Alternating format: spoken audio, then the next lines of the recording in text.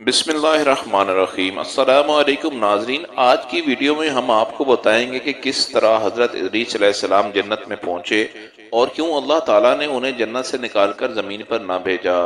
حضرت ادریس علیہ السلام کا اصل نام انوس تھا۔ انہیں ادریس اس لیے کہتے ہیں کہ ادریس کے معنی ہوتے ہیں درس دینے والا۔ چونکہ حضرت ادریس علیہ السلام خدا کی حکمتیں اور اسلام کی خوبیوں کا درس دیا کرتے تھے، اس لیے انہیں ادریس کا لقب دیا گیا۔ حدیث ابو ذر میں بیان ہوا ہے کہ حضرت ادریس علیہ السلام پر 30 صحیفے نازل ہوئے، اور بعض روایات سے معلوم ہوتا ہے کہ وہ پہلے شخص ہیں جنہوں نے قلم سے لکھنا شروع کیا اور کپڑے سی کر پہنے۔ اس سے پہلے لوگ درختوں کے پتوں سے ستر پوشی کیا کرتے تھے۔ حضرت ادریس علیہ السلام درزی کا کام کیا کرتے تھے اور ساتھ ہی ساتھ تسبیح و تکبیر اور خدا کا ذکر کرتے رہتے تھے۔ بہت سی معتبر اسناد کے مطابق حضرت امام جعفر صادق علیہ السلام سے منقول ہے کہ مسجد سہلا حضرت ادریس علیہ السلام کا مکان تھا، جہاں وہ درزی کا کام کیا کرتے تھے اور نماز پڑھتے تھے۔ واضح رہے کہ مسجد سہلا شہر کوفہ میں واقع ہے، اور اس مسجد کے بارے میں روایات ملتی ہیں کہ جو شخص اس جگہ دعا کرتا ہے، خداوند عالم اس کی حاجت بر لاتا رہے گا اور قیامت میں اس کو مقام بلند تک پہنچائے گا، جو ادریس علیہ السلام کی جگہ ہے۔ ایک اور حدیث میں عبداللہ بن عباس سے منقول ہے کہ حضرت ادریس علیہ السلام دن میں شہروں شہرے گھومتے، سیاحت کیا کرتے اور روزہ سے رہتے تھے۔ جہاں رات ہو جاتی وہیں قیام کر لیتے، وہیں ان کی روزی ان کو پہنچ جاتی تھی۔ فرشتے ان کے نیک اعمال بھی دوسرے لوگوں کے اعمال کی طرح آسمان پر لے جاتے تھے۔ ایک دفعہ ملک الموت نے خدا سے حضرت ادریس علیہ السلام کو سلام کرنے اور ان سے ملاقات کرنے کا اشتیاق ظاہر کیا، اور اجازت لے کر ان کے پاس آئے اور کہا، میں چاہتا ہوں کہ آپ کے مذاہبت میں رہوں۔ حضرت ادریس علیہ السلام نے منظور فرمایا اور وہ ایک دوسرے کے رفیق ہو گئے، اور وہ مدتوں ساتھ ساتھ رہے۔ دن کو روزے رکھتے تھے، جبکہ رات کے وقت حضرت ادریس علیہ السلام کا کھانا پہنچ جاتا تھا۔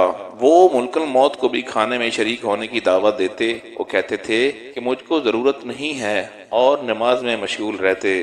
حضرت ادریس علیہ السلام تھک کر سو جاتے تھے، لیکن ملک الموت کو نہ سستی لاحق ہوتی نہ وہ سوتے تھے۔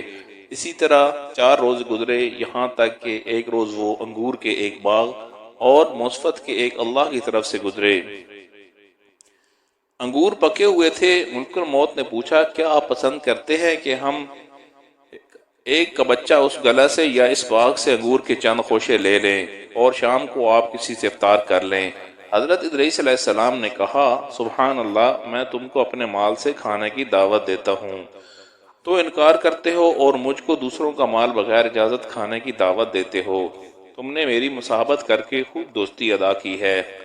بتاؤ تم کون ہو؟ کہا کہ میں ملک الموت ہوں۔ تو حضرت ادریس علیہ السلام نے کہا، تم میں سے میری ایک حاجت ہے۔ انہوں نے پوچھا، کیا چاہتا ہوں؟ کہا، مجھ کو آسمان پر لے چلو۔ تو ملک الموت نے خدا سے اجازت لے کر ان کو اپنے پروں پر بٹھایا اور آسمان پر لے گئے۔ پھر حضرت ادریس علیہ السلام نے کہا، میری ایک دوسری حاجت بھی ہے۔ پوچھا، کیا؟ کہا، میں نے سنا ہے کہ موت بہت سخت ہے۔ میں چاہتا ہوں کہ اس کا کچھ مزہ مجھے بھی چکھاؤ، تاکہ سمجھوں کہ ویسے ہی ہے جیسا کہ میں نے سنا ہے۔ بالکل، موت نے خدا سے ملک الموت نے اجازت لی، اور اجازت مل گئی تو تھوڑی دیر کے لیے ان کی سانس پکڑ لی، پھر ہاتھ ہٹا لیا۔ پوچھا کہ موت کو کیسا پایا؟ کہا، بہت زیادہ شدید ہے، اس جیسا کہ میں نے سنا تھا۔ پھر کہا، ایک اور حاجت ہے، یعنی مجھ کو جہنم کی آگ دکھا دو۔ ملک الموت نے خدا سے جہنم کو حکم لے کر دیا کہ جہنم کے دروازے کھول دے۔ جب حضرت ادریس علیہ السلام نے دیکھا تو غش کھا کر گر پڑے۔ جب ہوش میں آئے تو کہا، ایک اور حاجت ہے، یعنی بہشت دیکھنا چاہتا ہوں۔